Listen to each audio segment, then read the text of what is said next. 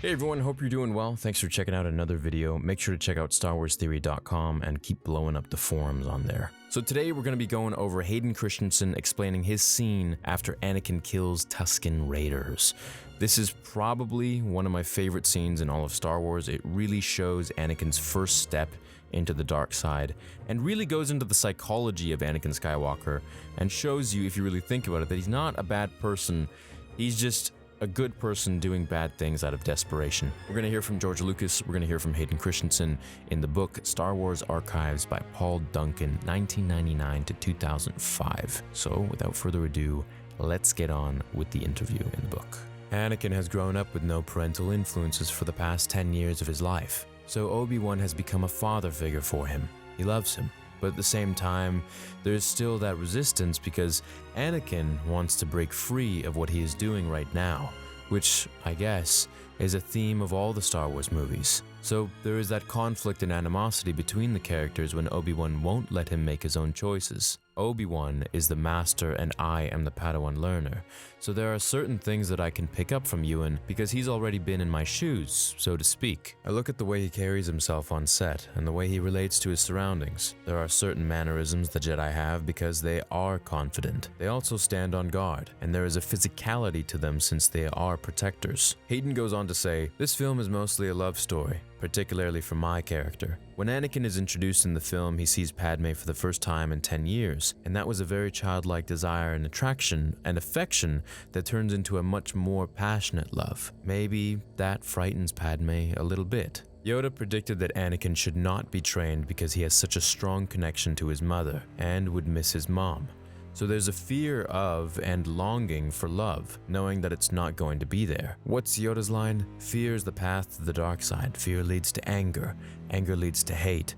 Hate leads to suffering. The crucial turning point of the dark side is when his mother dies. In this scene, in the garage, I've just gotten back from the Tusken Raider camp, and that's my big breakdown, when I confess to all the men, women, and children that I've just slaughtered in my supreme anger. Anakin has that feeling of failure. His most prominent goal in life was to free his mom, and he failed. So even though he is destined to be the most powerful Jedi, there's that longing for a greater power, which the dark side possesses. That's seductive. He wants to be able to stop people from dying, so he'll stop at nothing to be as aggressive as he needs to achieve that. So before we get on to George's final take on this scene, which is one of my favorite scenes, I really feel like Hayden really understands Anakin's story and arc, and this was explained to him properly by George Lucas, of course, because he wrote it.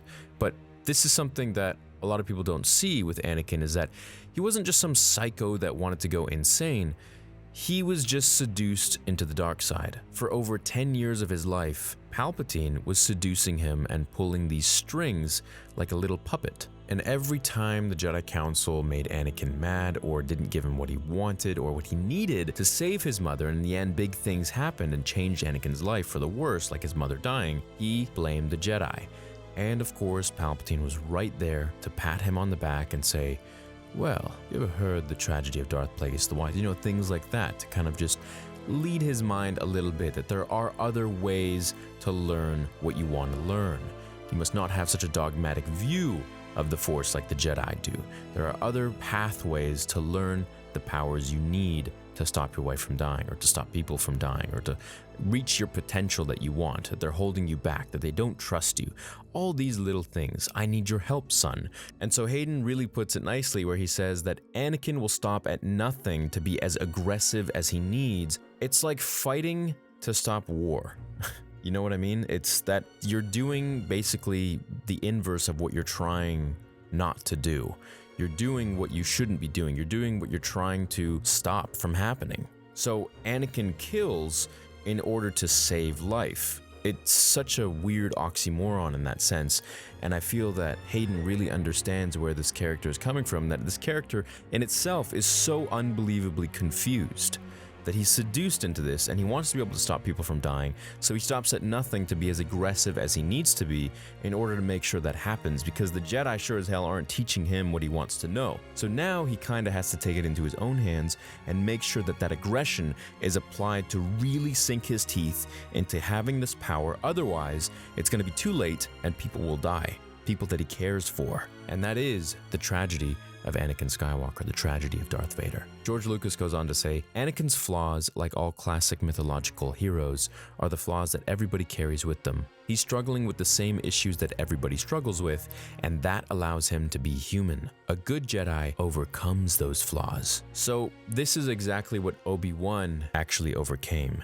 He saw all of the darkness with Order 66 and blamed himself for decades on what had happened to the entire galaxy and to his friends and to his brother, to Anakin, you know? And what happened to his master. And he blamed everything on the dark side. And he felt he was responsible in a way for everything. I mean, he saw his master die before him. He killed his own Padawan. He saw the love of his life die before his eyes at the hands of his arch nemesis, his enemy in front of him, who he had already thought he killed, who had killed his master.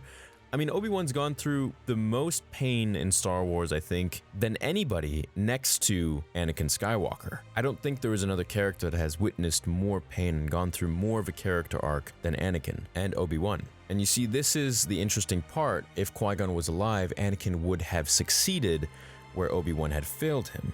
And where Obi-Wan succeeded in seeing that a Jedi overcomes these flaws is where Anakin failed as a Jedi. At least until he brought balance back to the Force, of course, and, you know, killed Palpatine with the help of Luke, who acted as a catalyst. But it's these very interesting lessons that kind of help you understand Anakin, these interesting backstories from the behind-the-scenes books and novels and things like that, and these interviews that really help you know the character arc that is the tragedy of Darth Vader. Because without it, you just kind of see a psycho guy, and I feel like it's almost lost in time with these new generations of people coming in and watching Star Wars. Many of them gloss over it. Not the ones who are, you know, more die-hard. I feel like the ones who see it, they just see Anakin as this psychotic being, but he's really a tragic, pathetic character. He's just a slave to his emotions and a slave to his thoughts and fears, and he's allowing that to essentially drive him and his immense powers to do these terrible things and be as aggressive as he can in order to stop people from dying by killing people. It's crazy, and it should show you what those wrong decisions will lead your life into becoming, which is eventually what Luke saw at the very end of episode 6 when he was about to strike down his father, and he looked at his mechanical hand and then looked at his father's severed mechanical hand and saw, oh crap, if I keep going, this is what is going to become of my life. I'm going to be just like that. And so he stopped, and the rest is history as we know it. So I hope you guys enjoyed this information. Please let me know if you want me to continue with these kind of videos. I absolutely love these, along with fan fictions and comics and all that stuff. But these, I feel like these are gems, man. Like, I could talk about Star Wars, you know, anyone can read from a comic book, anyone can read from, you know, parts in the novels and stuff. But if you can really find these tidbits and these gems from George Lucas and the behind the scenes, dude, this is where it's at. This is how you really understand Star Wars and the heart and soul behind this from the creator himself, and of course from those who acted in his movies, because they were directed by him and instructed by him, and they had to in order to carry out his story as best as they could. So hope you enjoyed this one. Please check me out on StarWarsTheory.com.